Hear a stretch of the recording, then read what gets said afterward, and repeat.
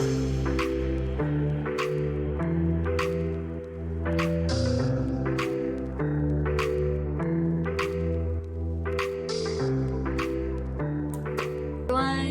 we are back, and today we're going to talk about GLP-1s. We're going to talk about two things. So we're going to talk about how to support your body if you are on semaglutide or Mounjaro or all those fun things, because there is a right and wrong way to do it. And then for our lovelies that are not on these things, we're going to talk about how to naturally increase GLP-1, because GLP-1 is something naturally your body makes. So we're going to talk about little tips and tricks how you can naturally increase it to help with your weight loss journey. Yeah. And so we have a lot of people in our office. Listen, it's nothing that it's no new news because everybody that I know is on it. And really, there's no shame in the game, because really what happens is it's really actually smart. On some of it, I've had clients that it's helped their fatty liver, it's helped their cholesterol, their blood pressure, all of it, which tells me how important sugar control is. Even when we were in school, we learned 101 like dietary theories. None of them work.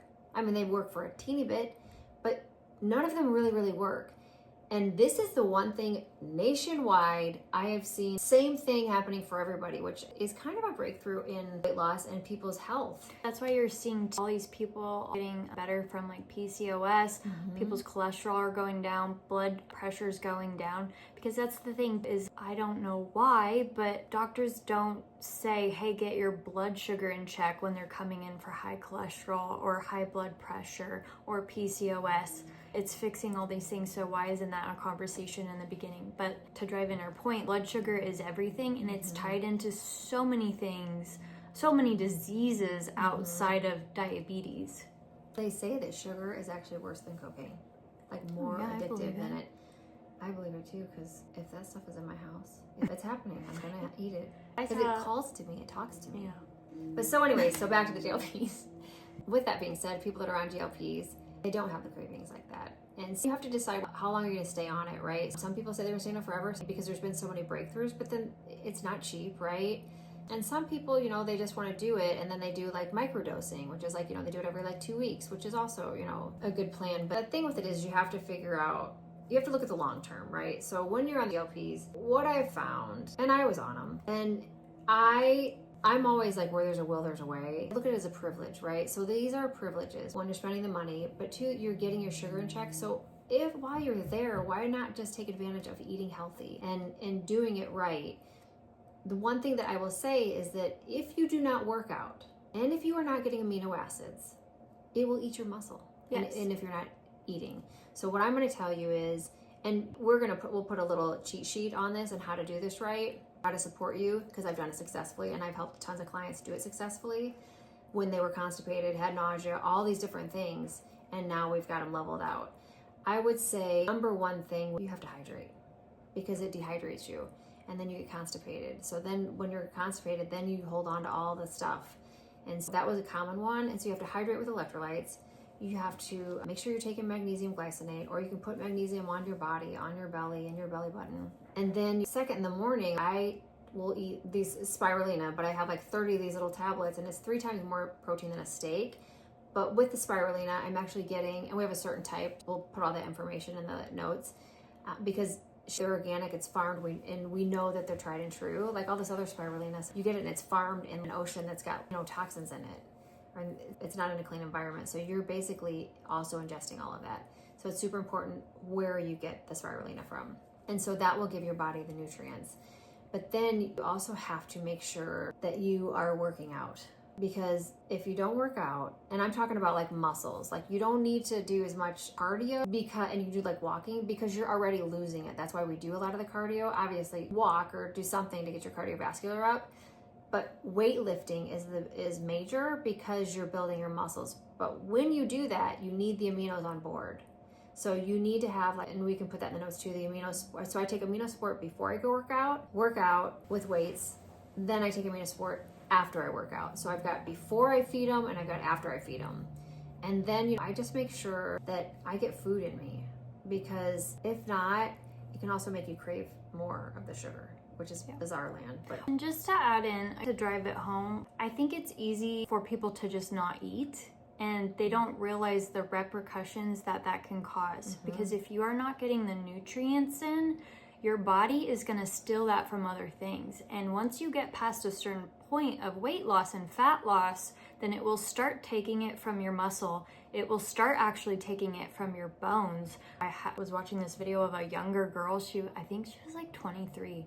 And she wasn't taking it because she actually needed it. She was taking it to, I don't know, to get very skinny. And she just wasn't eating anything. And they told her she had osteoporosis at 23 years old. Anyways, that was obviously done not in a very healthy or regulated way. So the point of this is it's important to get your nutrients, because if you're not giving your body nutrients, it will start taking from those things. And that's what makes people, even from your muscles in your face, which can make people look like they're dead. It's awful.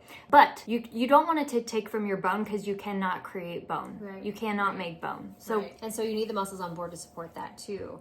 Yeah, because they're saying like Monjaro butt and like Ozempic face. yeah, that's why they say, that's why they're calling it Ozempic face, because it starts taking from the muscles in your face and it starts getting sunken in, and they look like Tim Burton characters.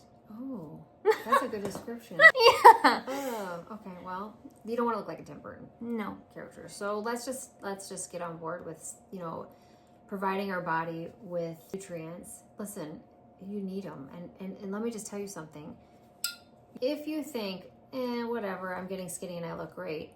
Okay, you may feel that way, but it ain't going to stay that way. I'm just letting you know, the minute you either go off of it or the minute you keep doing it and you're not feeding yourself, you're going to get gaunt and you are going to look like a Tim Burton character. And nobody wants to look like that. No.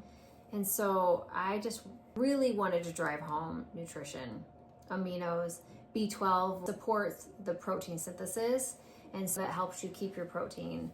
So just make sure that you're taking care of yourself. Spirulina is the best way that I've found to get everything in, meaning like nutrient-wise, with more bang for my buck when you don't feel like eating. And it will help with the nauseousness. The reason people feel nauseous is because you're dehydrated and you're not eating. So, and I know it's hard sometimes when you're on those things, you don't feel like eating or you don't feel like drinking. So we just got to get the spirulina in you, and so that you can get the nutrients to support it. Then get the aminos in, your multivitamins normally, but you got to make sure you're eating too. On this, you may not feel like you're hungry during the day. Again, the whole rule is you still need to make sure you're giving yourself, food during the day, so you're not like ravenous at night, because that can happen too. And you need to know that steady Eddie wins the race. So you could not give yourself the nutrients, and once you decide to eat, you're going to gain more weight, because the body is like, she has starved me, he has starved me forever, and now I must hold on to it all, because I don't know when they're going to feed me again. And so it messes up our metabolism and everything. So you just want to keep all that straight and just take advantage of having the GLP on board so that you can be healthier. Yeah. So I'm going to talk, all of these principles are going to be just as important for people who are on GLP-1s to know, because if you do want to get off, this is going to help you maintain your weight loss. And for the people who are not on it, this is something that I follow to help keep at a healthy weight. GLP-1 is a hormone that's naturally made in our body. It's a hormone that signals to our brain, okay, we're full, we don't need to eat anymore. The main three things you always want to focus on in each meal is fiber, protein, and fat. Those things are going to tell your brain that you're satiated, and it's going to keep you from overeating. As fat and fiber rich meals are also going to decrease sugar cravings. So not only are you going to feel full, which is going to keep you from snacking and overeating, you're also not going to be craving a ton of sugar and candy, which also goes against your weight loss journey. So fiber is going to be your best friend, and if you guys haven't followed Glucose Goddess or read her book, go follow her. I read her book last year, and that really opened up my whole world to blood sugar management. And I love her because she really says, like, it's not about depriving yourself. It's about eating in a certain way that supports your blood sugar, and so you still get to your goals, but you can also still enjoy life, which I like that because I do have desserts and things like that. So some little tricks. Fiber, protein, fat in your meals. The way that you want to eat it is you want to eat your fiber first. So again, we're increasing that GLP-1. It's signaling to your brain like we're getting full. Fiber acts as a little mesh in your digestion, and so the rest of your meal has to go through that little mesh, and it helps stabilize the blood sugar, which is going to aid in fat loss. So then what you want to do is eat your fats and protein next, and then if you have any sort of carb, you would eat that last. So it has to go through all of that to decrease the insulin spike, which is going to help with fat loss. If you do eat a dessert or anything sweet, never eat it by itself, because when your stomach is empty, you are more sensitive and it will go straight to your blood and cause an insulin spike, which causes more fat gain. And so if you ever do want to have something sweet, make sure that you're having it after your proper lunch or your proper dinner, because it's gonna help with that. So again, high proteins, that's going to be your go-to. In every meal, you want to aim for very high protein. We can send you a list of go-to proteins that we love that are high in grams. So the food piece is the biggest one, because food is life. Food is how you set yourself up for success. One thing that I have added that I was kind of in a testing mode, and I just asked my mom to try it too, because it started working for me, but you always want to make sure things work before you talk about it. But it's a probiotic called Akkermansia. And so that's something that's starting to be out there a little bit. I will say berberine's a big one too, but it didn't personally work for me. I didn't feel like, It for me either. It made me actually want to crave sugar more. Yeah. I don't know. That one didn't work for me like it did some people. But this is called Akkermansia, and we can send it to you if it's something that you want to try. It's on Fullscript. But it's a probiotic that is made to actually heal the gut lining and improve gut health.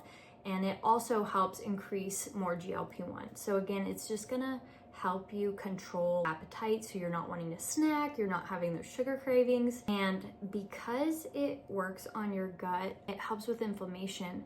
I was at 127 and I just felt like I was stuck there. Like, I have all the food and working out and I dance and do all this stuff, but I felt like I couldn't get past that little bit. And since taking that, I'm at 124 now, and it's not even been a month that I've taken it. So I believe it works. My gut feels really good. I feel like I'm more regular. I don't feel like I'm bloated. I haven't had any cravings. So it's been working really well. I really recommend it. But yeah, so these are all good staples to help boost GLP-1. I like that you said also that it helps with the gut lining. Mm-hmm. So, that could be very helpful for a lot of people that have leaky gut. And most of us, our guts are jacked up. Yeah. I mean, I do BPC 157, and that's supposed to help with my gut, and it does. But I think that that's super important to add that it does help with the gut lining. Yeah. To repair it. So if you guys have any questions about this, please let us know. We have a little write-up with all these suggestions and things. So put in comments GLP-1. Yeah. And we'll send it to you. Yeah. Let us know. Yeah, let us know. Happy journey on your gut health and your GLP-1 health. Yeah. Satiation. Satiation. Okay, bye.